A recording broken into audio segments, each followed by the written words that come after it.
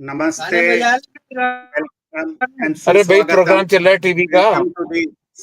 Welcome to the Sunday edition of Gyan Ganga Words of Wisdom on our Virat Hindustan Sangam social media channels. As you all are aware that we are on various platforms at the same time. So we thank our viewers across the globe for the support, and we would request you to subscribe and like our podcast and YouTube and Facebook channels. So today we have a very interesting topic. It is episode number 262, and the topic is, has Modi lost control of running the government?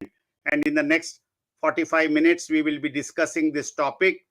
And so before we hand over the mic to Dr. Swamy to initiate today's discussion, I would like to pay tributes to a great warrior, freedom fighter, and a brave son of Jharkhand, Tilka Manjhi, who is some of the, every Sunday we highlight the forgotten heroes of our freedom struggle or history. So we'll have a short video on Tilka Manjhi on our show just now, and we'll have a slide also. So it's over for this video presentation.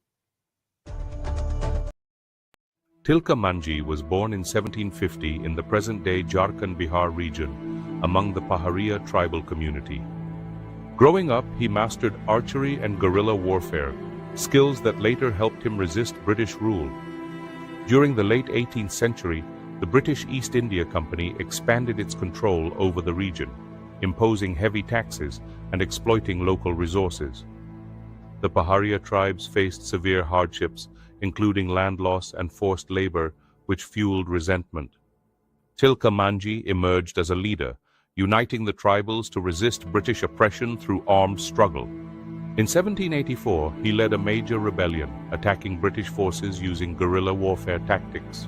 He strategically killed British officer Augustus Cleveland with a poisoned arrow, sending a strong message against colonial rule. Enraged by his actions, the British retaliated by sending additional troops to crush the tribal resistance. Despite being outnumbered, Tilka and his warriors fought fiercely, using the forests to their advantage. Eventually, the British captured Tilka Manjhi in 1785 by surrounding his stronghold. He was brutally tortured, tied to horses, and dragged through the streets of Bhagalpur. Finally, he was publicly hanged, becoming one of the first tribal martyrs in India's freedom struggle. His rebellion inspired future tribal movements against British rule. Today, his legacy lives on through statues, institutions like Tilka Manjhi University, and recognition as a pioneering tribal freedom fighter.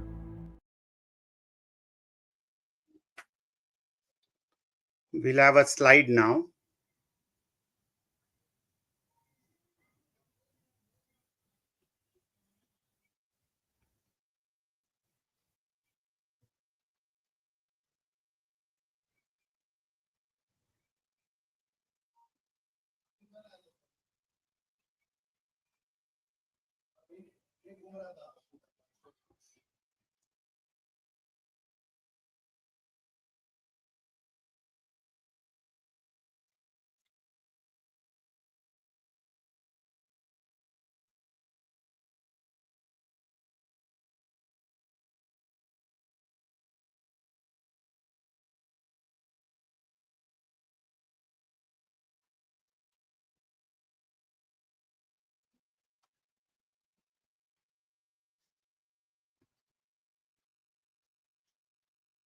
We pay tributes to this great freedom fighter, Tilka Manjhi.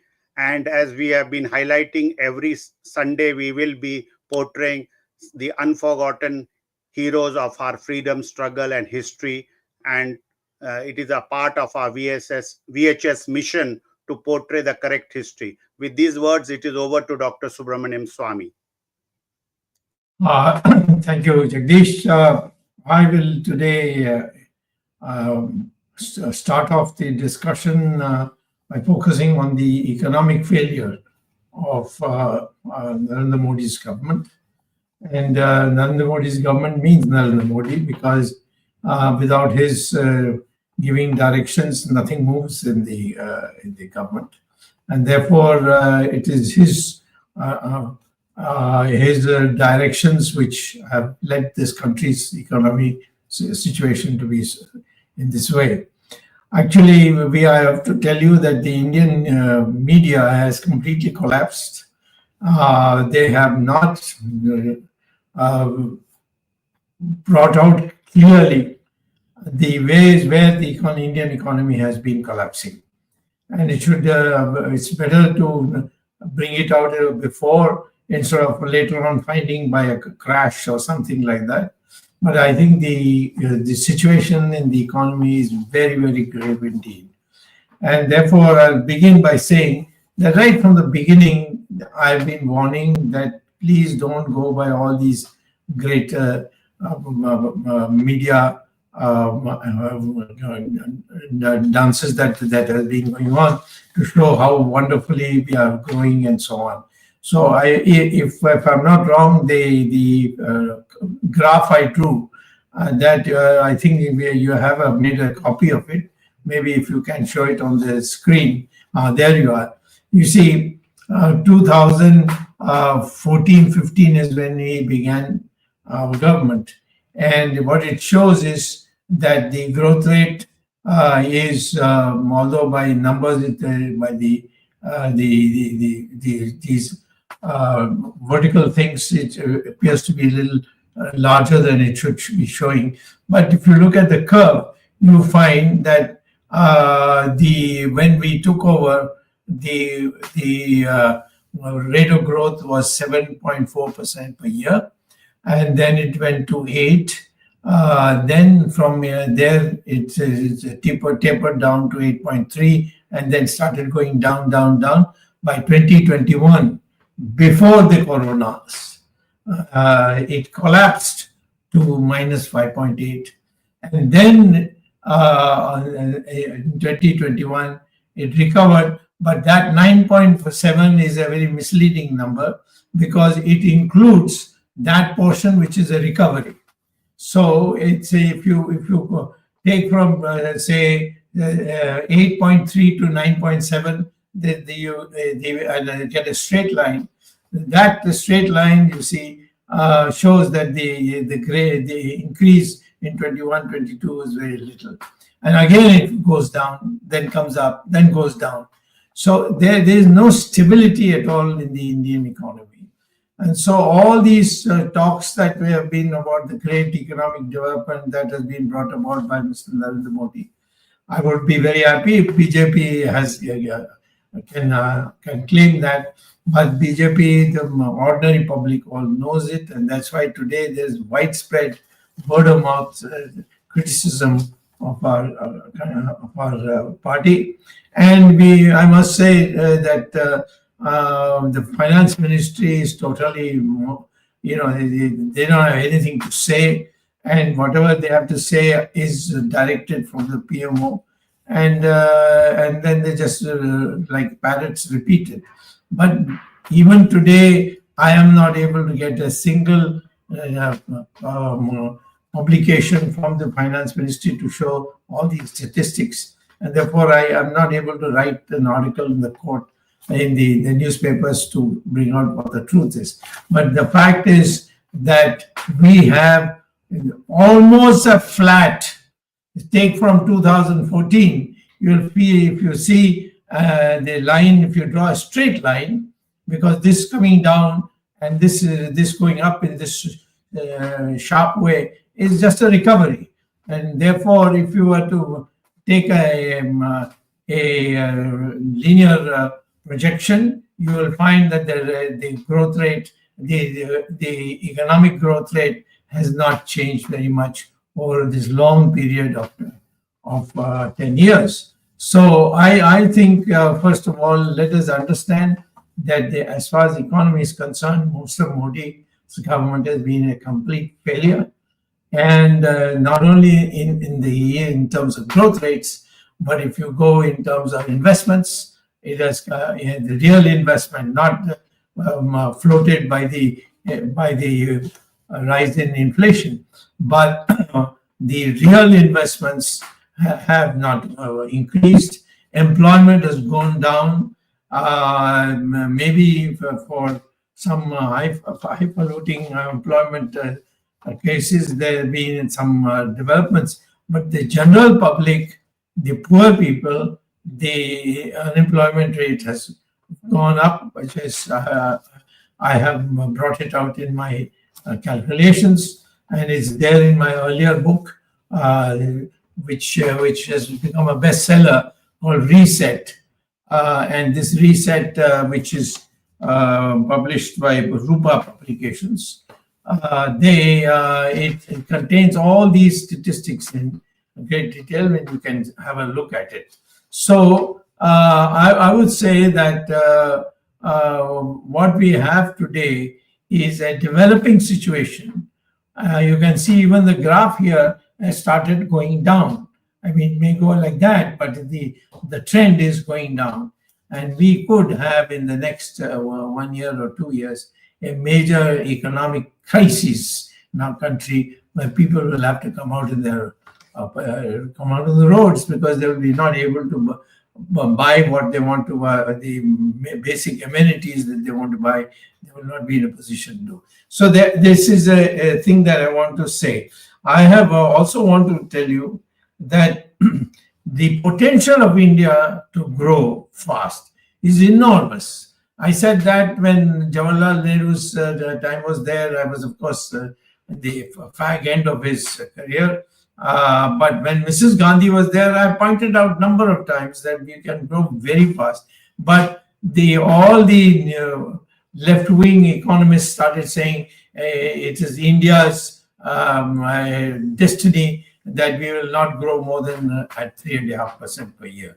And ultimately, when Narasimha Rao came in full flow, and even when Chandrasekhar was there, we made these changes, and the growth rate started growing. And during Narasimha Rao's period, we grew at 8% per year, and which has not been repeated subsequently. Now it's 6%, 5%, but even 6%, 5% is much more than it was in Jawaharlal Nehru and Indira Gandhi's period. So India's capacity to grow is enormous. India's capacity to have full employment is enormous. India's capacity to have self-reliance in investment is enormous.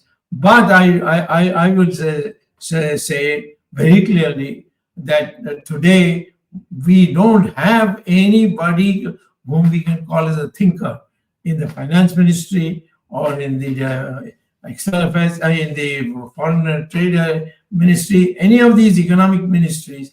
Nobody, even when I meet them, they are very, very shy. They are not able to say because they don't know it. Some civil servant will talk to some civil servant, and then the minister will have to sign, and that's about all. So that is one aspect. Second aspect is that the total investment, which is very, very crucial, the total investment divided by what we call as the capital output ratio.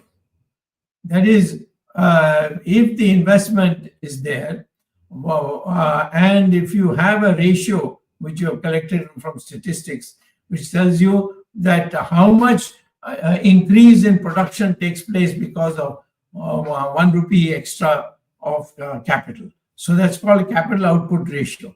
And so if you get an amount and then you divide it by the capital output ratio, you can tell immediately what is the rate of growth that you can achieve. And by that also, India's growth rate is going down. It's not going to go up unless there's a major change in economic policy. So I would say today, we have a bad situation when it comes to the positive aspects of the economy, that is investment and production and so on. But also in the issue, we are now in a situation where there's unemployment. Why is there unemployment? I'm not able to understand. When the wages are not going up, why is there this increase in unemployment? Because the investors find the kind of regulations that have been put in for labor so-called labor laws, makes it impossible for them to take them in large numbers, and they try to avoid getting employment increase. They would rather prefer to do it through the machines or to do through some electronics and so on. So here we are again, our strength is cheap labor, and if we can employ them, they will then be able to buy, and if they'll be able to buy, the economy will start booming. So all that can happen. But the people who are supposed to hire them, they are getting afraid. They are afraid that all these regulations that have been put in, that will tie them down. So therefore, they are all trying to see what is the best way to bring in electronics or all these new fancy gadgets that are coming, put them and replace the labor. A country with so much labor and cheap labor, able labor, hardworking labor, which go abroad and get a very good name.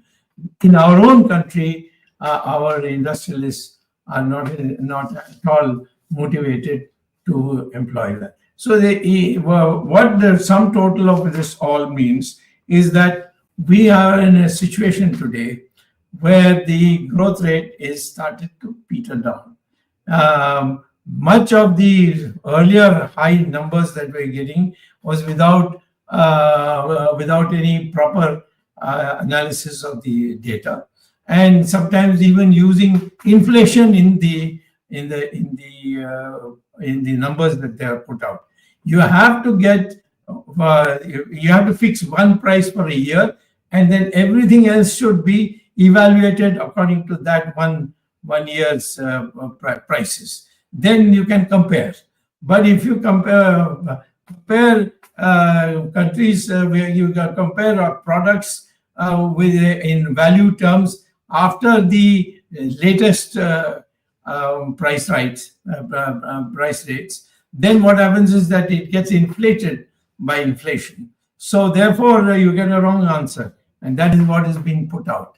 All this growth rate of 6%, 7% that they are claiming today is all bogus. It's in fact, it's a breach of Parliament's. You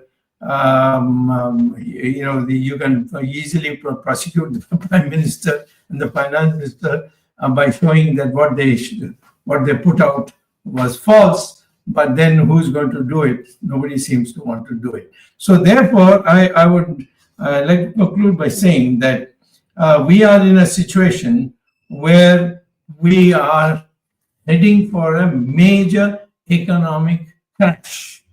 I had warned you that on our borders, the Chinese are coming. Modi may say koi aaya nahi, koi gaya nahi, but it is a lie. The Chinese have come. They have occupied your land, undisputed land. They have occupied, and now we have signed an agreement with China that yes, this is yours, and we'll now make it permanent by having an agreement.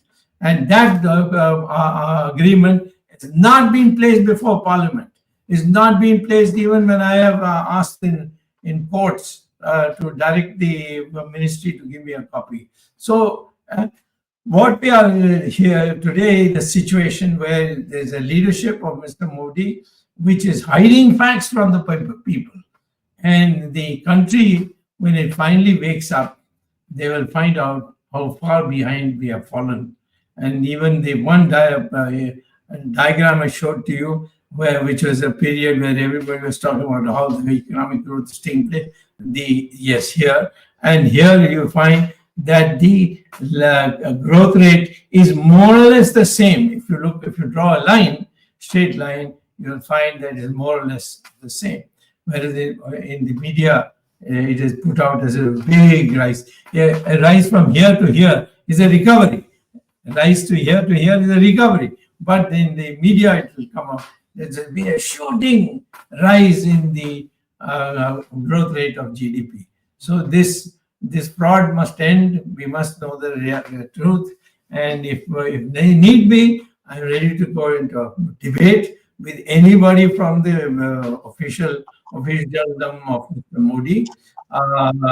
They can come. Let there be an 3-4 umpires, selected umpires who would look at the arrangements, and then I will say, I will smash them all to say that whatever they are saying is right, is rubbish, and none of them is right, and therefore the country needs to know the truth. So this is the overall picture that I want to put in this time before all of you.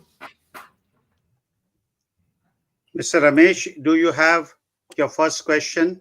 Yes, I mean, Dr. Swamy, you pretty much put out the right facts, because economically, I mean, see where we are, and Modi has pretty much lost control over the economy completely. Given where, because Dr. Swamy, another important fact is that the household savings of Indians is by far the lowest in modern history. Basically, if you take from right from even from 2000, from year 2000, it's one of the worst household savings. So basically, Dr. Swamy, what's happening is people are eating into their savings now. Yes. The wages have dropped. They're not able to afford the high interest rates. Complications decided with related to this.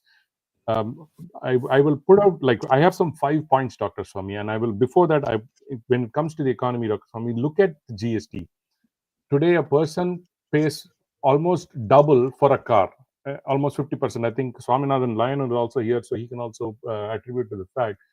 Things like, I'm not even talking about basic studies. People are not able to afford by this simple nonsensical GST, which was supposed to be a one rate, one whatever. They were supposed to be one nation, one rate, one tax or something like that. It has now become a hodgepodge of taxes again. And just going back to the tax era, what we were before. There is nothing new. They are not contributing anything. It's just increasing the revenue of the government, but necessarily squeezing out every possible cent or penny out of the common man's pocket today.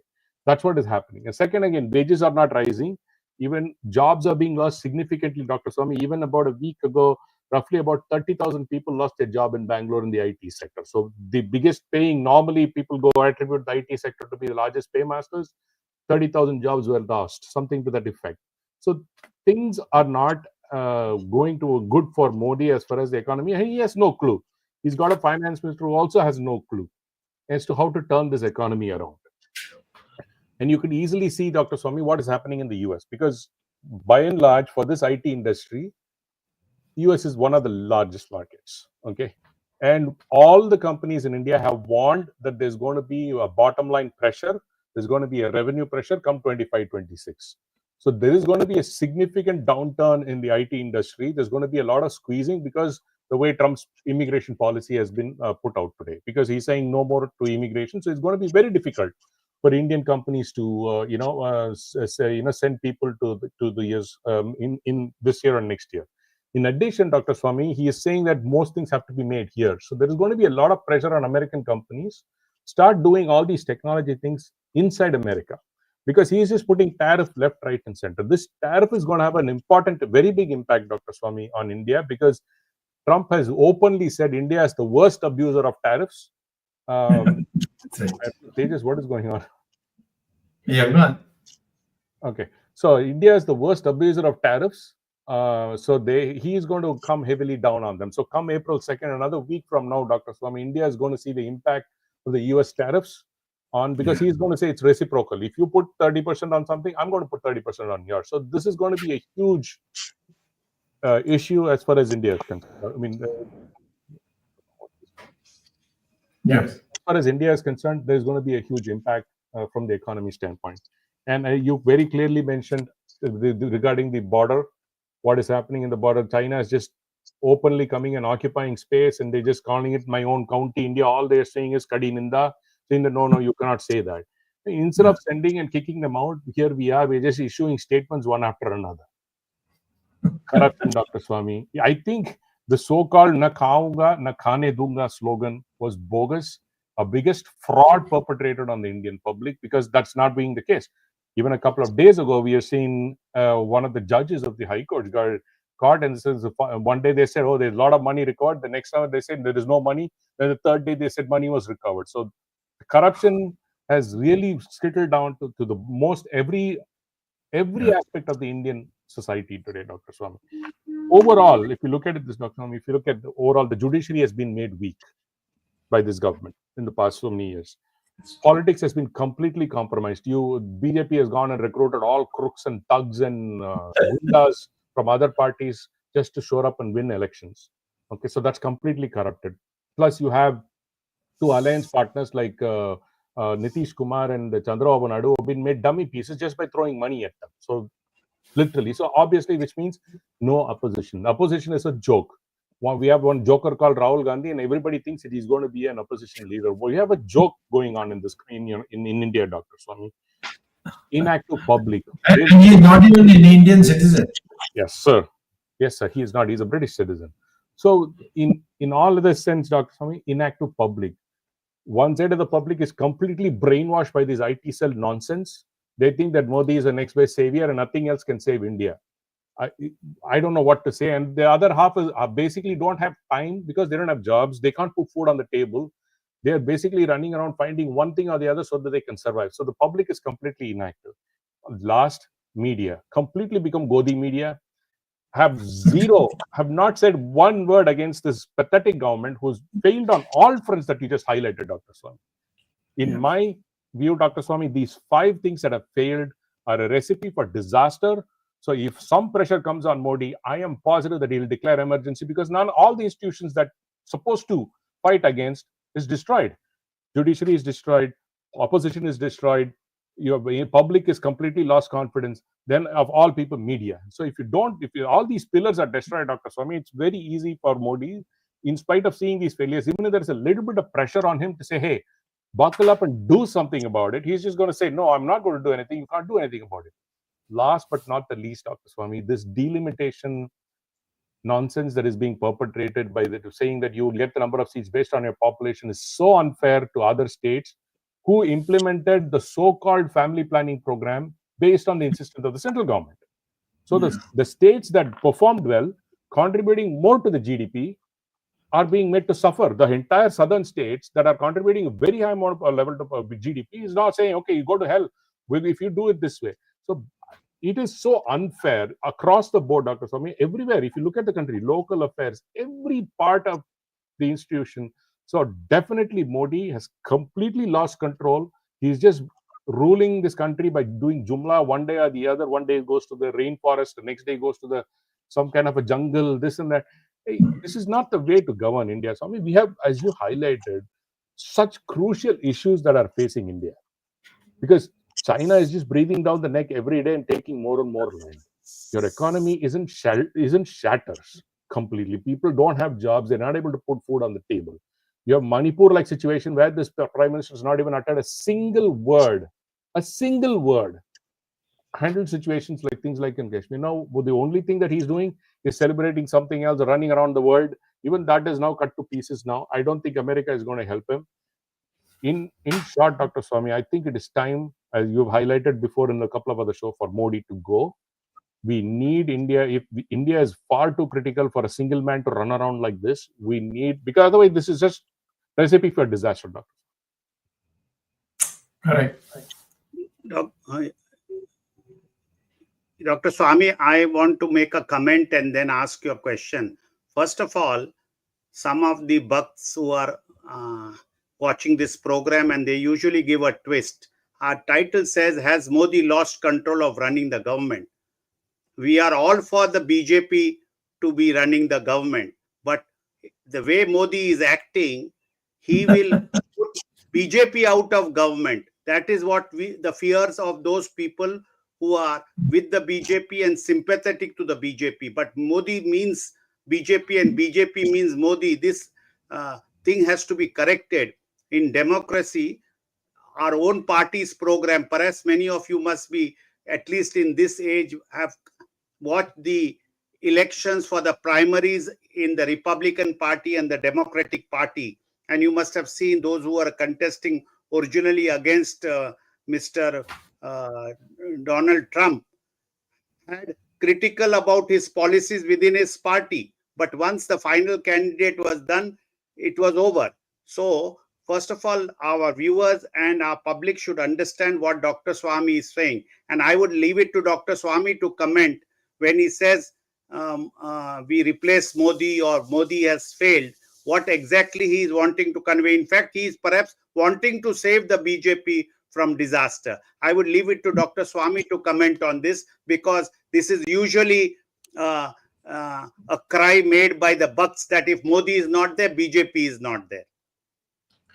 Absolutely. I am in BJP when I got alternatives. And alternative means I was in Janata Party. I was the president of the Janata Party. I got elected from Madurai as a Janata Party member, and the BJP lost its deposit in Madurai. So the question is, I thought that Hindutva is a very crucial thing, and therefore we must all come together. And then suddenly Mr. Advani had a problem, and he was out, and Mr. Modi came in. And Modi has become such a, everything is I, me, and myself. There's nothing else. And there are other aspects which I don't want to mention here on the program. But the whole put together, I think today we are in a mess in terms of bringing about economic development. Economic development means simply very simple. Like you select the funds, you make it worthwhile to put the funds in the government's hands, and then you invest that, and then that out of that investment you distribute people their dues, and then add on to it and increase the investments. So I mean the economics is very clear. If you don't know economics, of course, it's not clear.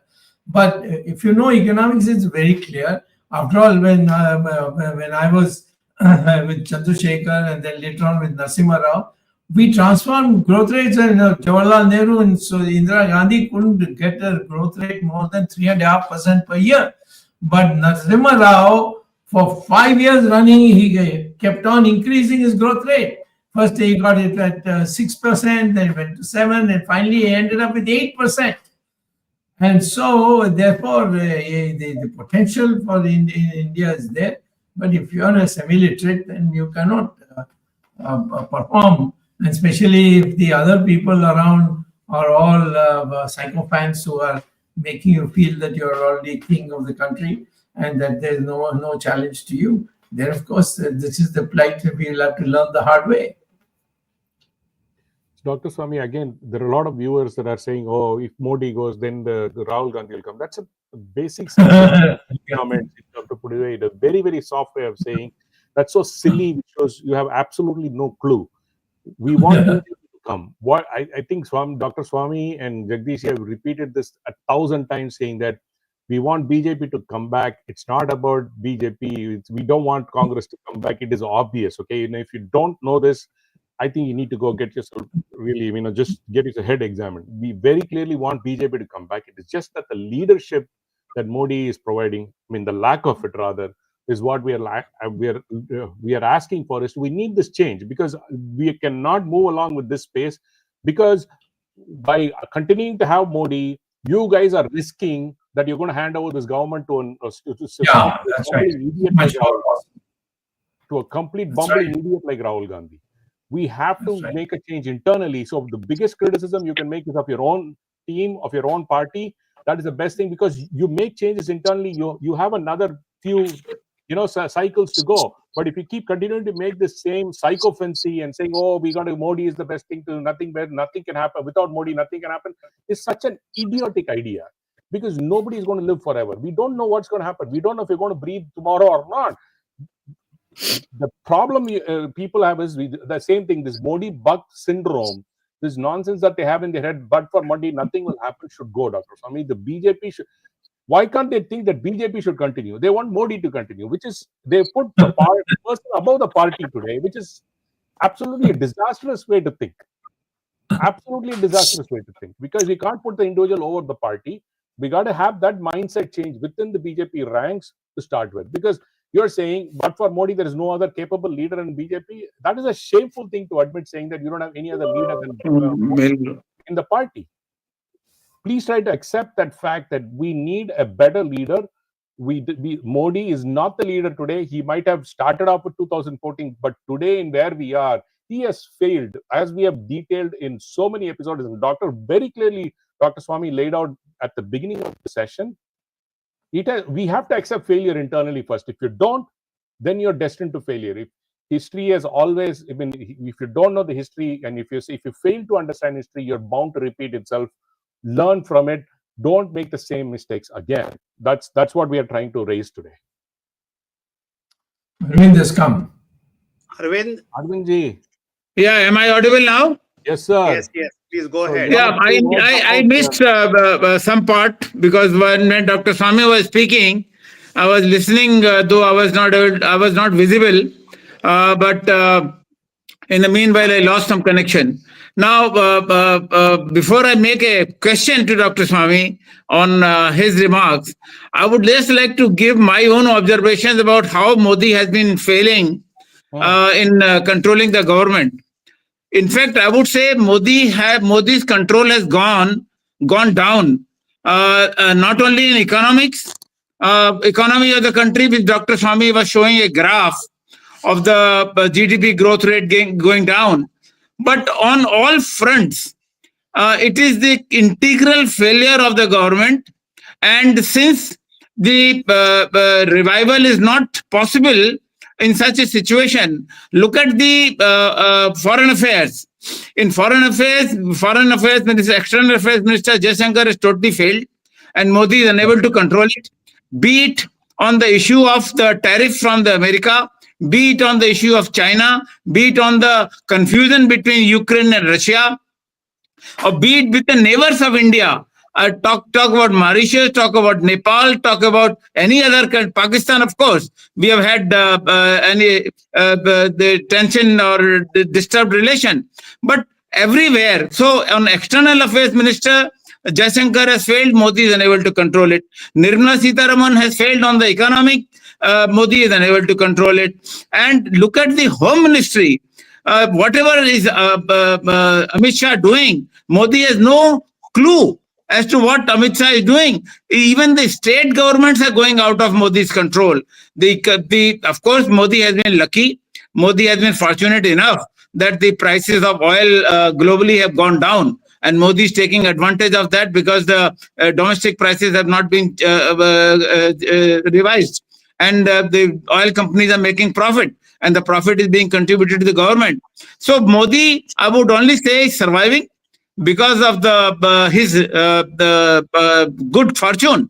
And Ramesh had mentioned, I heard in pieces, Ramesh was saying about the opposition being led by Rahul Gandhi or people like Rahul Gandhi. In fact, this is also one of the features of the Modi government.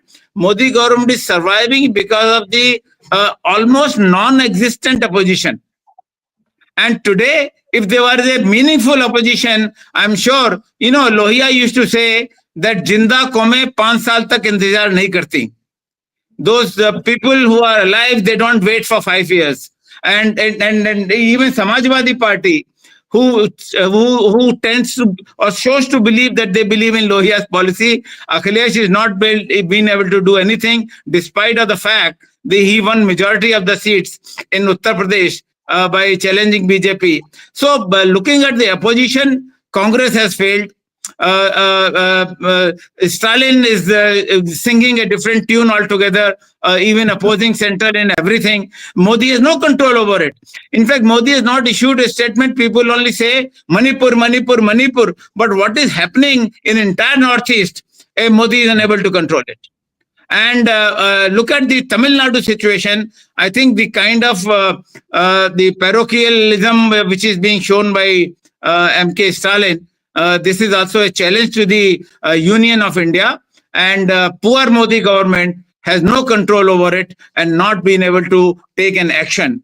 So I would say it is an all-round failure. I missed the initial part, so I cannot make much comment on that, but this is what I had observed in the beginning. So I thought, let me start with the observations. And what Dr. Swamy said on economy is 100% true. And this country will not even survive next 2 years if this trend continues. if this trend continues. And I was with some intellectuals in last week on some assignment. I was discussing with the government of India situation with them, and all of them were unanimous, saying that the economy, the way it is going down, soon Modi will have no control. I mean, in fact, Modi has already lost control. So his situation is very pathetic, and I would say something soon should be done. Maybe BJP can rethink on the leadership, and that is the only way I think they can do, because there is no question of opposition coming back, because BJP is having with the Chandrababu Naidu and Nitish Kumar complete majority. Bihar election is coming, and they are going to do anything for Bihar election. And look at the Maharashtra situation. Nagpur, we have had communal tension. And so Home Ministry has failed. I mean, I would say if you count a ministry and review the work done by each minister, I would say it's a complete failure of the Modi government because of the talentless government. And there's no future which I think is possible in the near future. Yeah. Dr. Swamy, I just want to respond to what Ramesh said. He used a word for Modi or his governance. He used the word good fortune. But there could be a bad fortune also, Rameshji. I don't believe much in astrology, but if good fortune comes for somebody, bad fortune also can come for somebody after this coming Saturday. So let's see. But let's first go by his performance. His performance is actually harming the BJP on various fronts, whether it is foreign affairs, where it is defense of the land swallowed by China after April 2020. They're just juggling around. It was pre-62, around 62, that the land was swallowed by China, not wanting to be specific. And whether it is on the economic front, irrespective of all the fudged figures they are putting out, even that doesn't support that the economy is booming. And on the ground reality, even people are now talking how unemployment is more, how manufacturing sector is badly affected, our poverty line, people below the poverty line. The government is claiming that it is giving 80 crores people free ration. If it is giving 80 crore people ration, what does it indicate? Out of the population, if 80 crores are being given free ration, that is showing a poor state of affairs. So whether it is on corruption, even a hardcore BJP supporter businessman openly says in parties that ease of business has not become better under Modi rule of last 11 years. So ground reality is not showing. Even hardcore supporters of BJP, when we talk to them, they say no, on corruption, on the contrary, things have become worse. Starting a business, start getting some subsidy. For example, they have introduced some good subsidy for solar energy, for residential houses and all that. But everybody knows that unless some money is paid, either they take it from you or from the contractors, that subsidy you don't get. So what is this? Main khaunga nahi, khane ko dunga nahi. All this is just on paper. What happened to the SIT, which was the first cabinet decision of Narendra Modi after he took power on the 26th of January 2014? An SIT was constituted to get back the black money. Is anybody asking? And if those who are asking, the unbucks and the gun bucks and the blind bucks are just trying to defame those persons or groups or institutions who raise the issue of black money. Why are they afraid? Does Modi have black money or does his people have black money? Why, when anybody questions him, those who voted for him on the black money, when they ask about it, these howling dogs, unbucks, gun bucks and blind bucks, they start attacking them. They should in fact ask them, yes, let's work together to get this black money. But talking about black money is nothing that should be done at all. So all these indicate the total failure of Modi. It's time that Modi should be replaced by a more competent BJP leader to lead the nation and be the prime minister. That's what I feel should be our goal. And people trying to divert, if Modi goes, Pappu or that somebody else will come. There is no chances of he coming. It is just a canard spread to confuse the people. That's what I feel. I leave it to Dr. Swamy to comment on this, because this is the standard operating practice of this Bhakt gang. Jagdish, before Dr. Swamy says, I have one more point to make so that Dr. Swamy can respond to that point also. As we have been observing, election after election, BJP has not been raising the concrete issues.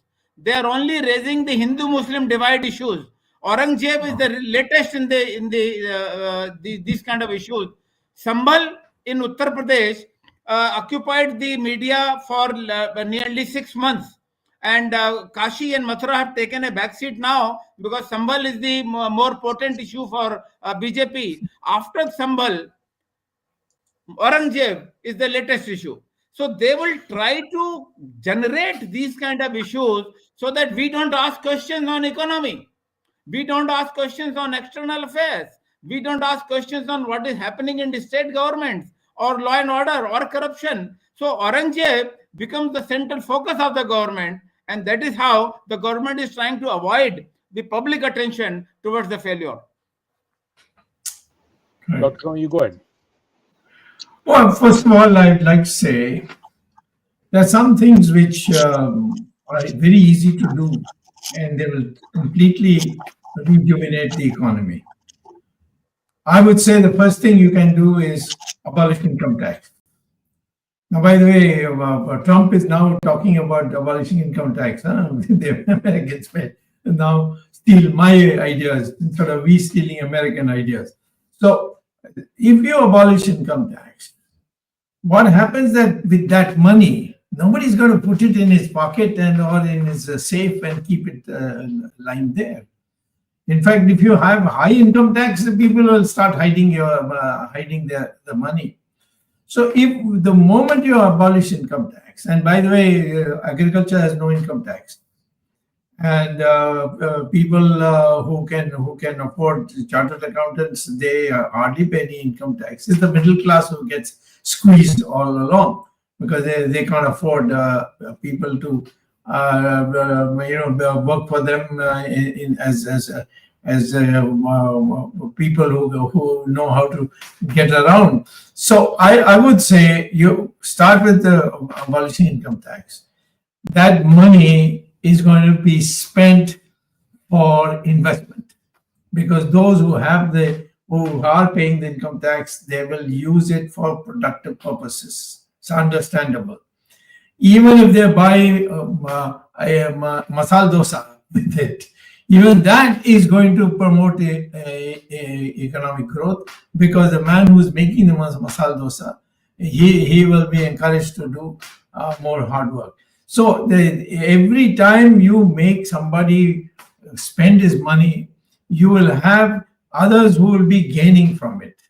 If somebody wants to build a house, then there are people who will have to pay. You have to give mistri, you have to get the fellow who does the digging, so on. So the concept of the economy should be viewed in that. Similarly, I say you have interest rates which are 9%, 10%, 11%, 12%. Why? In the United States, the interest rate is only 2%. And I say, all right, don't have 2, but can I have 4? If you today have 4 interest rate for loans from banks, if you have only 4% interest, you will find huge investments coming in the country. And people who are keeping their money hidden and all that, they will bring it all out once the income tax problems go. So there are so many ways you can make this economy grow. I had said in the beginning when Indira Gandhi was there that socialism will not work in India. You have to have market economy. And everybody said this is American logic, this is that logic, this logic. Narasimha Rao came and he did it, and immediately went from the Indira Gandhi and 3.5% per year GDP growth rate to 8%, which was unthinkable. And what did people appreciate Narasimha Rao? No, they drove him nuts, saying that he's sold out, he's this, he's that, he's anti poor people, all this. And ultimately, Narasimha Rao died after losing an election. So I'm saying there are very simple things to be done. And if you do it, the economy will boom. But if you don't know the subject, then how can you be in a position to help the country? Got it. Oh, Ramesh, you are in mute, I think. Sorry. So, Jagdishji, you mentioned about astrology.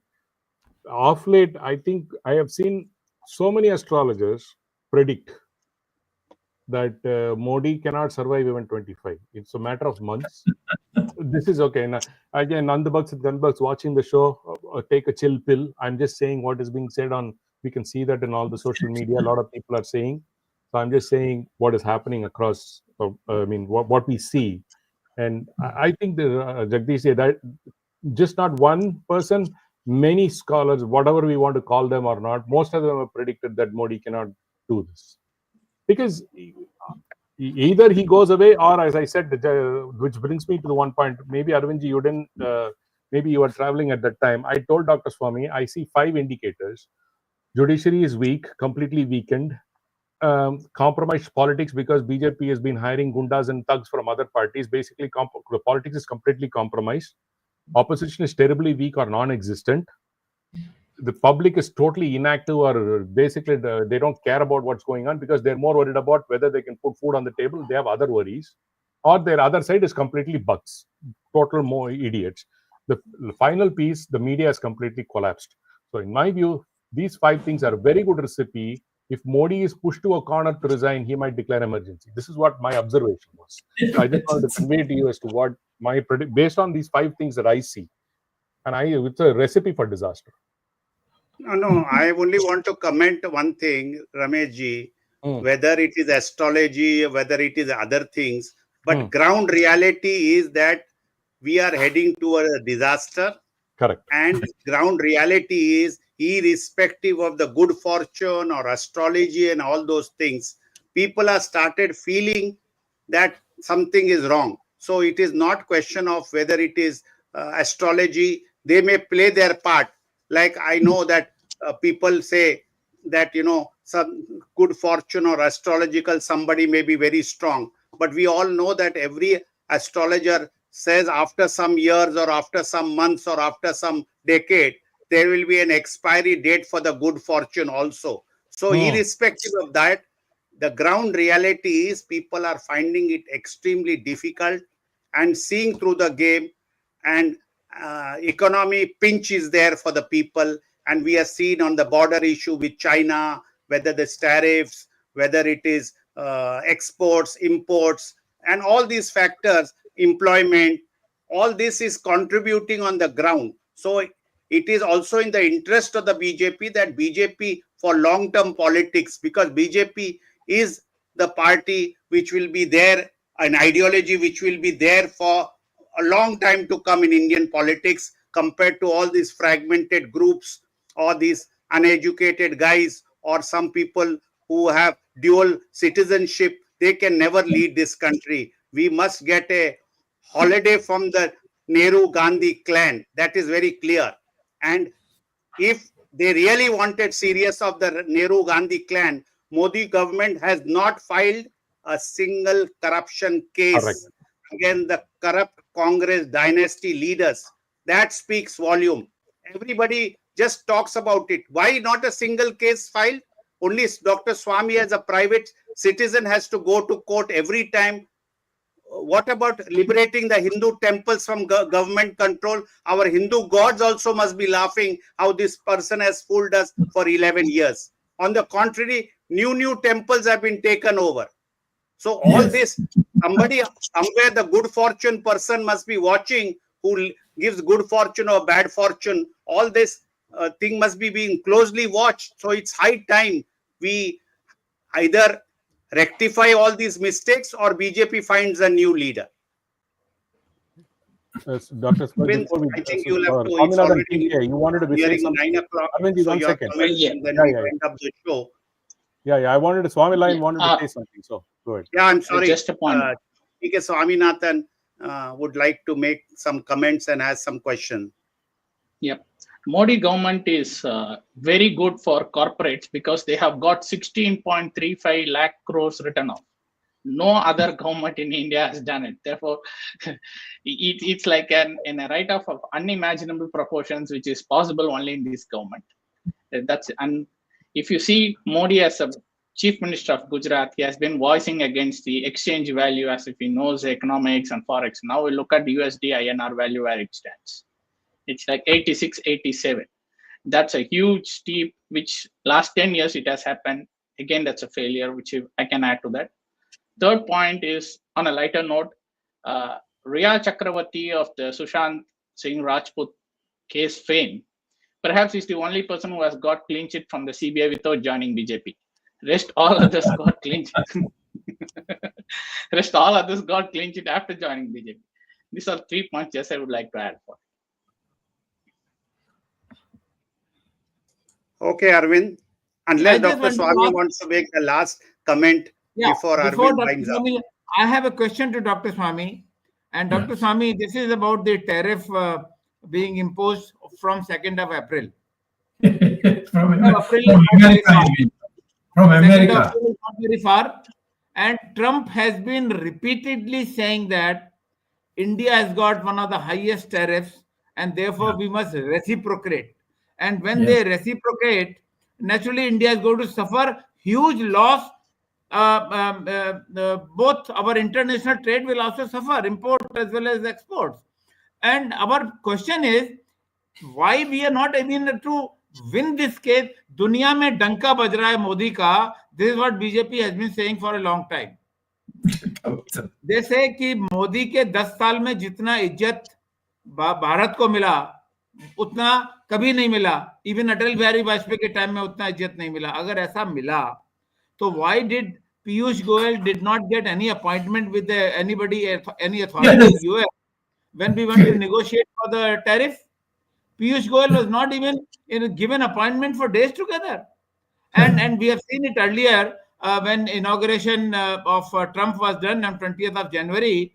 Our external affairs minister was camping in the US for days together. And he even despite of that, he could not win an invitation for our Prime Minister Modi, jinka danka puri dunya mein baj raha hai. So this is one thing. And second thing is economy, how the tariffs are going to affect. No, it's a question of tariffs between the United States and India. We have to come to an understanding. You have to tell us which you want us to reduce. And we would like you to do this A, B, C, D, and so on. But the problem is, according to my knowledge of the United States, which is quite substantial because I've spent so much time there as a student and as a professor too, the present dispensation of Republicans, they hate Narendra Modi. And but they don't want to show it because Indians are such a large population. So they do it all this indirect way. The fact that he didn't allow him to come for the coronation, not coronation, for his being sworn in as the president of the United States, he didn't invite. And insert this chaprasi or waiter or whatever I call him, the foreign minister, he went there hanging around whether he can get a kursi for Narendra Modi. Even that he couldn't get.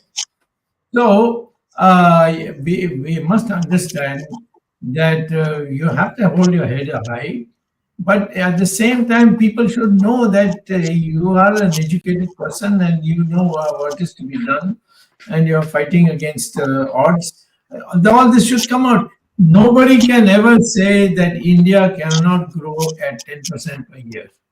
India has all the facilities.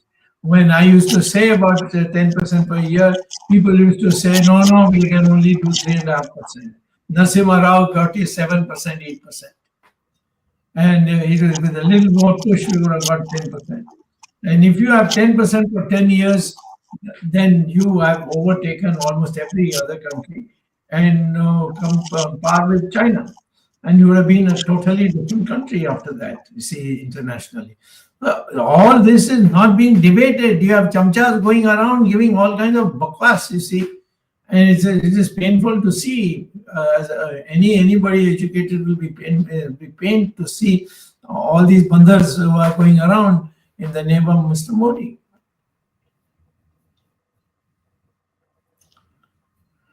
So on that note, you may conclude, Mr. Arvind Chaturvedi, because you have to cross over the time. Yes. I think the 1 hour time that we have spent on discussing how Modi has failed, maybe 60 minutes are not sufficient to describe his all-round failure. And what Dr. Swamy and our other speakers and colleagues have mentioned, it is only the major points which are visible to the general public. And if you analyze it deeply at micro level, I'm sure a white paper can be written on the failure of this government, or a black paper can be written on the failure of this government. And the strategy of the BJP is to hide this failure from public. And as I said, BJP also has been a party which is lucky in elections, because Delhi they won, Maharashtra they won. I mean, it was not possible in the normal circumstances, but somehow this opposition was so weak that the public had to repeat BJP or bring back BJP wherever possible. So I would say that way. Bihar election also, they will do the same thing. The key issues are hidden from the public, and I think Words of Wisdom, Gyan Ganga, in his 262nd episode, has done a great service to revive this issue and tell public that what is going wrong with the country. Thank you, Dr. Swamy, for doing this analysis in Modi government's analysis in all spheres, and coming to the conclusion that Modi is losing the control. And I would give full marks to Jagdish Shetty's one remark, which he said that BJP should have a rethinking on leadership and should decide on a new leader which can lead the country. We all have been supporting BJP for a long time, and we think that the corrupt Congress should not repeat any sooner, and let BJP continue for some time so that the country's development work can take place, but not under Modi government. So thank you, Dr. Swamy. Thanks all the speakers, Jagdish Shetty, Ramesh Swamy, and TK Swaminathan. And this was really a useful discussion. I'm sure our audience also would have liked it. Thanks to the technical team led by Ashish Shetty, Swaminathan, Tejas Navalgul, Ashish Shetty, Tejas Navalgul, and Rakesh Gadgi, Rakesh Kurayar, Ajesh Nair, and Gurudas Shetty. They are doing wonders, and because of their back office work, we are able to succeed successfully carrying on this program, Words of Wisdom Gyan Ganga. Like this, we'll be meeting again next Sunday, 8 p.m. in this Indian Standard Time, with Dr. Subramanian Swamy and a new topic. Till then, viewers, Namaskar, Jai Hind, and Jai Shri Ram. Jai Hind, Jai Shri Ram.